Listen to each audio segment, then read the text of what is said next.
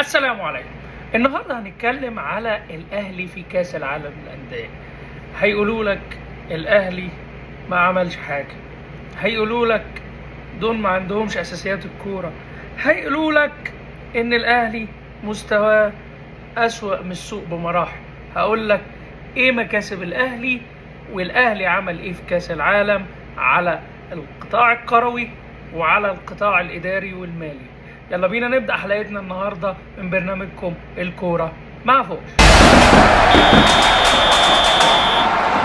ايه اهم مكاسب النادي الاهلي من كاس العالم للانديه؟ تعال اما اقول لك المليارات اللي اتصرفت والمليارات الدولارات اللي اتصرفت وضاعت في الاهلي، وايه اهم مكاسب النادي الاهلي.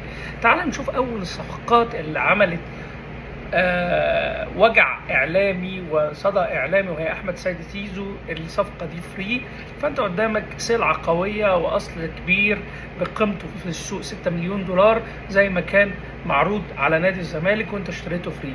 طيب قيمه عقد احمد سيد زيزو زي ما اشيع ان هي 4.5 مليون دولار بقيمه مليون دولار في الموسم.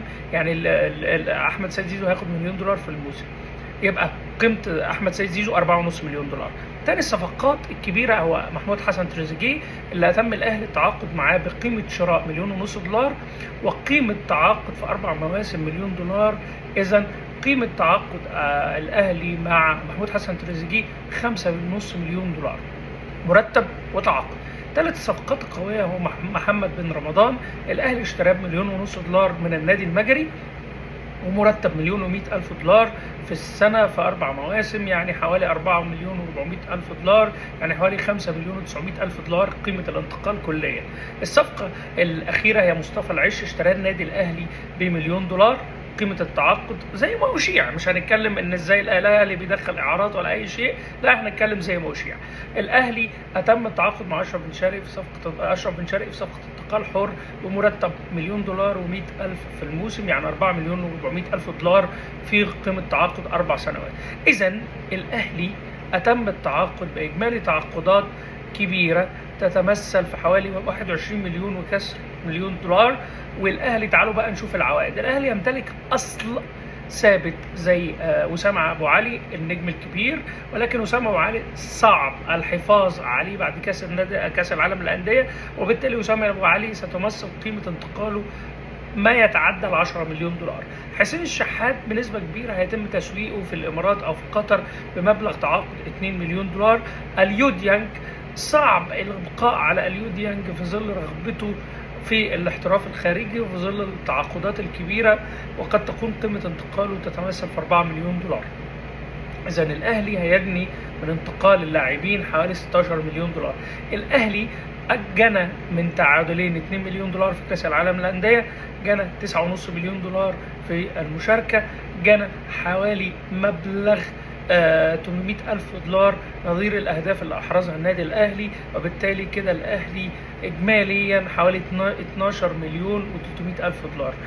قيمة الانتقالات الأصول اللي يمتلكها الأهلي وغالبا سيتم تسويقها 16 مليون دولار إضافة ل 12 مليون 300 ألف دولار.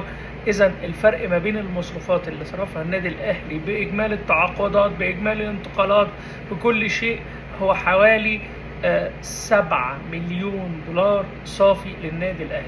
ولولا الاهلي ما باعش اليو ديانج هيتوفر على الاهلي حوالي مبلغ 3 مليون دولار كمان. واذا الاهلي بعد كل شيء، انا ما كلمتكش على الحملات الاعلانيه اللي الاهلي دخلها في الصفقات دي كبيره، وشالت جزء كبير ان شركه الكوره شالت جزء كبير جدا من اجمالي الصفقات دي، يكاد يكون فوق النص. ومش هقول لك ان الاهلي احمد سيد زيزو عوض ثمنه من الحملات الاعلانيه. اذا الاهلي بنى فريق للكاس العالم اللي جاي بنجوم زي محمد بن رمضان واحمد سيد زيزو ببلاش دون التعاقدات، ووفر ربح مالي كمان اكتر. والاهلي داخل على المواسم اللي جايه ممكن يتعاقد بشويه صفقات صغيره، لعيبه مصريه ولعيبه اجانب، ولكن الاسس الكبيره في الفريق اتم الانهاء منها لمده 4 سنين في الكاس العالم للانديه. شكرا لي.